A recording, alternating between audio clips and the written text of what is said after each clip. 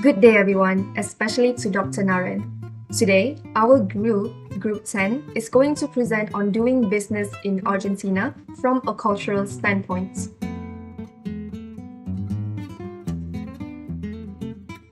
My name is Christine, and I'm going to start off with introducing this assignment. So Argentina, officially known as the Argentine Republic, is a country in the southern half of South America.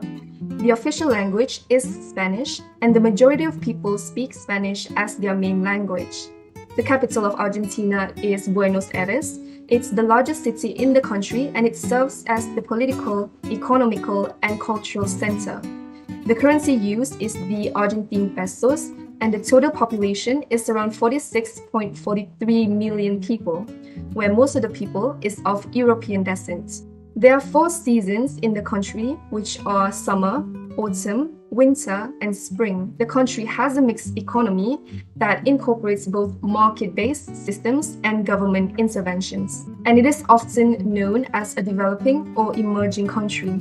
Some of the successful companies in Argentina are Mercado Libre, which is an e-commerce and online marketplace company, and it operates in multiple countries. Besides that, YPF, or also known as Yacimientos Petrolíferos Fiscales, is Argentina's largest oil and gas company. Good day everyone, my name is Lee Min Yi, metric number 287331, and I'll be continuing on the religion in Argentina. Religion is a broad term that can have numerous meanings based on the context. Throughout Argentina history, religion has played a significant role in social and political affairs. Roman Catholicism is notably prevalent culturally and remains the state official religion. 92% of the population identify as Roman Catholic, but less than 20% were practicing. While Roman Catholicism is the official religion of Argentina, the country's constitution guarantees freedom of religion. Despite the fact that Argentina is a predominantly Catholic nation, religion has a little impact on daily life, particularly in larger cities. Protestant Christianity is a minority religion in Argentina but has grown recently approximately 10% of the world's population, according to 2022 estimate. Most of them are low-income, marginalized individuals who feel estranged from the Catholic Church. Since the 1980s, when they began use the mass media, healing service, and power evangelism to recruit adherents, Protestant church have gained a considerable ground in Argentina. Islam, a minority faith but has gained a strong foothold in the nation in recent decades. Judaism, Buddhism, Hinduism, Mormonism, Jehovah's Witness, and various cults are the other religions. As you can see, Argentina is a country that enjoys religious freedom and tolerance. Moving forward to the top celebration in Argentina, Argentina has several celebrations that represent its unique and colorful culture. The top 3 celebrations of Argentina are Festivals Nacional del Folclore Cosquín, Buenos Aires Tango Festival, and Fiesta Nacional de la Vendimia. Firstly, the Festival Nacional del Folclore Cosquín. It is Argentina's most prominent folk music event and one of the most important in Latin America. It is held every year in January in Cosquín, a picturesque area in Córdoba province, Panisha Valley. After the festival popularity and reputation have risen, it becomes a national worldwide reference for the folk music. Good day to Doctor and good day to everyone. My name is Tan Airi with metric number 287680, and I'm going to discuss about the major celebrations in Argentina. Move on to the second celebration, which is Fiesta Nacional de la Vendimia. This is also an annual event that usually takes place in March in Argentina's wine capital, Mendoza. And the festival has begun in 1936 since it was founded in the 1930s. And it is actually the festival that celebrates the harvest of grapes, that tons of grapes are produced over the lengthy harvest season, and it is fascinating to see how they get from fruit to wine glasses. As for tourists, they can take part in local wine tasting excursions to sample the brewers' wines. And not only just that, the festival has now expanded to include a wide range of performances, concerts, and meetings that happen throughout the week. Talking about the Buenos Aires Tango Festival, it happens in August every year because Buenos Aires is often regarded as the world's top tango city. And this tango festival attracts dancing couples from all around the world, and the scene is filled with both professional and amateur dancers that will captivate the joiners with their amazing dancing moves. And the event organizer also provides courses in Tango for those who are unfamiliar. Moving on to gender roles, and the terms machismo and marianismo were frequently used in Argentina as well as Latin America, and it is referred to the set of qualities that are often seen as desirable for men and women. And the majority of women in Argentina cite the machismo culture as the primary cause of gender inequality in both their homes and the country's society. Because the machismo concept holds that men should be aggressively dominant over women, and it is definitely an integral part of the culture that has long been the source of gender stereotypes in Argentina. So this machismo culture is defined as a force that promotes patriarchal structures and demeaning attitudes towards women. It proclaims that men and women have different roles in the family and society, and that women are in a subordinate position. So in this concept, a woman should always support and serve a man, and men always anticipated that women will clean, organize, and prepare the meals in addition to cleaning and organizing the entire household.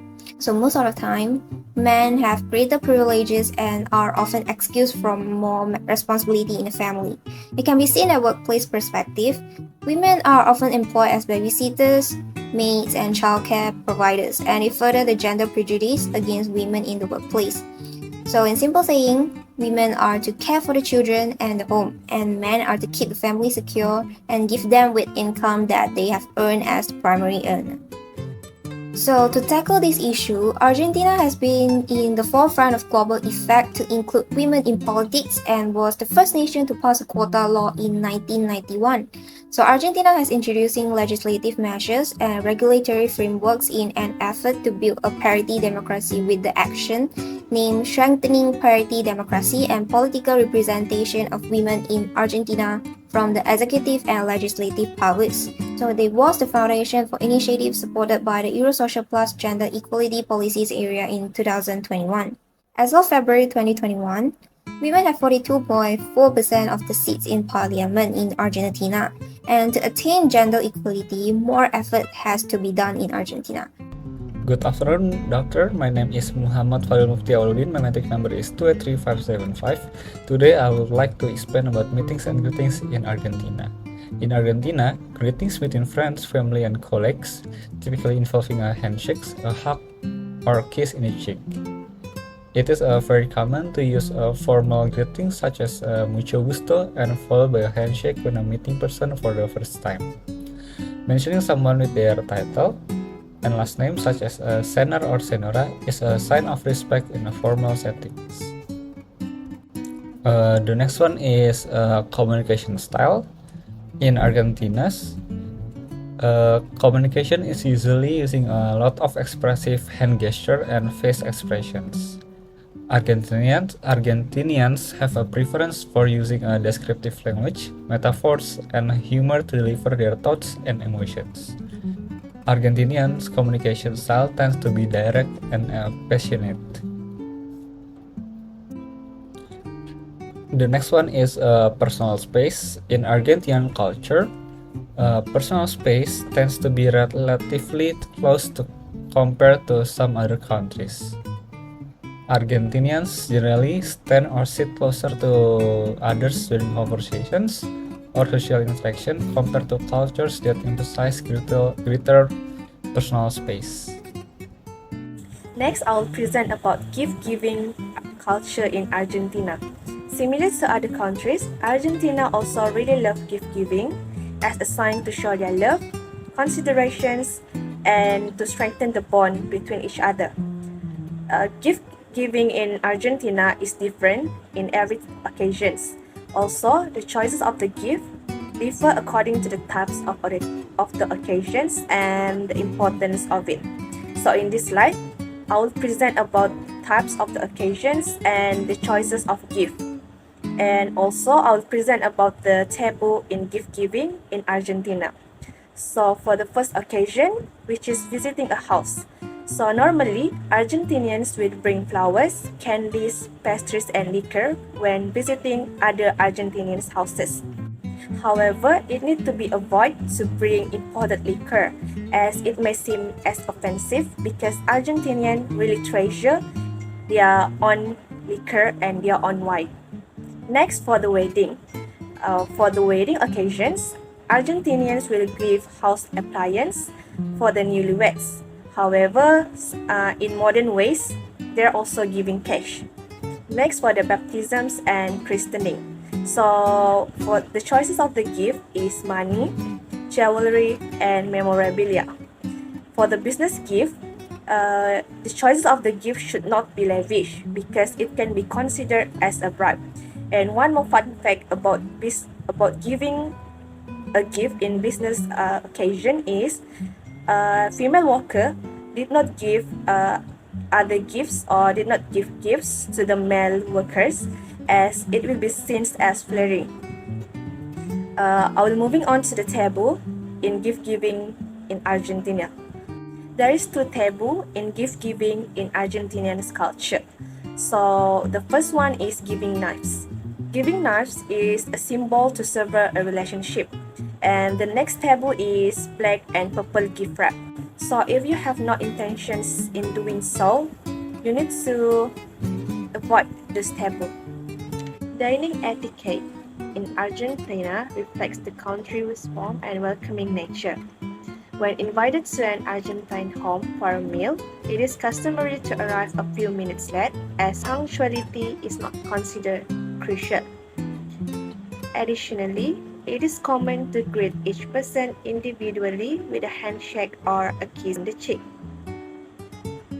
The first rule to remember when dining in Argentine house is patience is the key. It is because Argentine cuisines is known for its meat-centric dishes, particularly the famous asado, a traditional barbecue. The meat is slow cooked to perfection to ensuring the tender and flavorful results.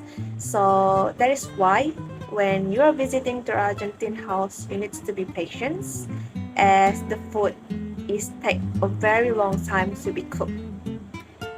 Next, for the dining etiquette is when you're presented with such culinary delights, it is essential to savor each bite and engage in conversations with fellow diners because Argentinians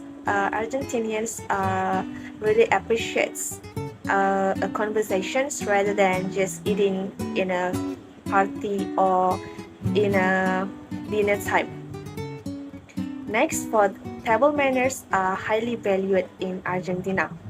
It is customary to wait until everyone is seated before beginning to eat as a sign of respect.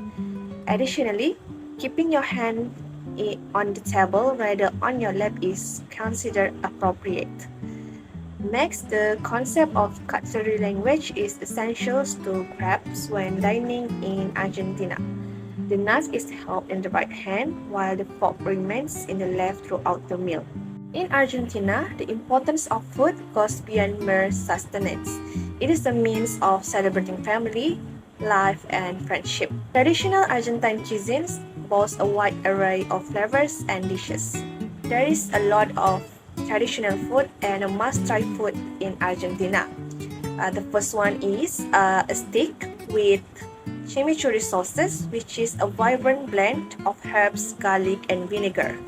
Next one is empanadas, which is a traditional stuffed pastries filled with various combinations of meat, cheese, and vegetables. Just like Malaysia, we have teh tarik as our traditional drink. Same goes to Argentina. They also have their own traditional herbal tea called mate, which is hold a very special place in Argentine and culture. It is usually served in a hollowed-out gourd and shared among friends, fostering sense of community. Moreover, Argentina's cultural diversity is reflected in its regional cuisines. For example, in the north, the dishes are influenced by indigenous traditions, showcasing ingredients such as corns, quinoa, and llama meat. For the central regions, it is offer a very hearty comfort food like locro, which is a flavorful stew made with corn, beans, and meat. Good day to Dr. Nara. My name is Sharon. Now I would like to introduce the business etiquettes and culture of Argentina companies. First of all, let's start with the business dress code. In the business setting of Argentina, both men and women are required to dress in a formal and conservative way, meaning that they are not allowed to wear casual attire in the workplace as if this is considered as not appropriate. There are a few simple dress code guidelines that one can follow while doing business in Argentina. For instance, men are expected to wear well-tailored and dark-colored suits such as black, navy blue, gray, and brown. At the same time, they should also pair along with a conservative tie as shown in the picture. While for women, they should wear plain suits in neutral colors like navy, beige, black, and white with conservative hemlines and necklines. As for the footwear in Argentina's business setting, both men and women need to wear closed-toed formal shoes. Next, let's move on to the titles in Argentina. To be honest, there's not a lot of titles available in Argentina, but in formal settings, Argentinians usually address individuals based on their professional designations, such as doctor or professor. On top of that, in Argentina, you can also address individuals based on respect and gender. For instance, you can use señor for men, señora for older or unmarried women, and señorita for a young or unmarried woman. In Argentina, it is considered common that individuals will exchange business cards at the outset of the first meeting without any formal rituals. Because Argentina is a predominantly Spanish-speaking country, one must ensure that the business card is printed in both Spanish and English. And for this reason, when presenting your business card to your Argentinian business counterpart, you must ensure that the recipient sees the Spanish side. While doing business in Argentina, it is crucial for managers to take into consideration of the relationship-driven culture of Argentina. This is being said as Argentinian counterparts usually prioritize in knowing individuals personally before engaging business with them. And once a relationship is established, their loyalty is directly towards the individual instead of the company they represented.